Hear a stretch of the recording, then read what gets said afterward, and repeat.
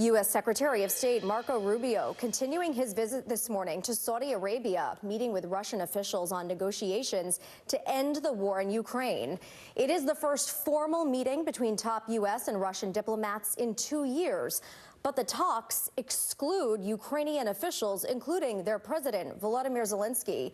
European leaders also holding an emergency meeting in Paris after the Trump administration said they, too, would be excluded from these negotiations. So the Trump administration has signaled very clearly that they want to end the war in Ukraine. But their approach has set off alarm bells in Ukraine and across Europe.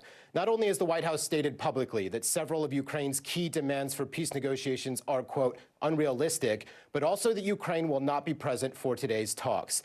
This in itself marks a significant departure from previous U.S. policy, namely the commitment that the West will do nothing about Ukraine without Ukraine.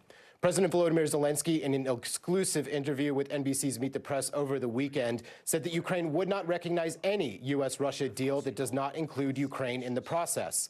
Western allies are also looking at these talks in Riyadh with great skepticism and also great concern. French President Emmanuel Macron yesterday convened an extraordinary summit of European leaders in Paris to discuss Trump's surprising moves with Russia.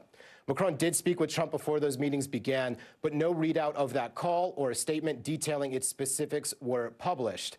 UK Prime Minister Keir Starmer, who attended the Paris meeting yesterday, said that the UK was prepared to send troops to Ukraine as a security guarantee for Kyiv in a potential ceasefire agreement.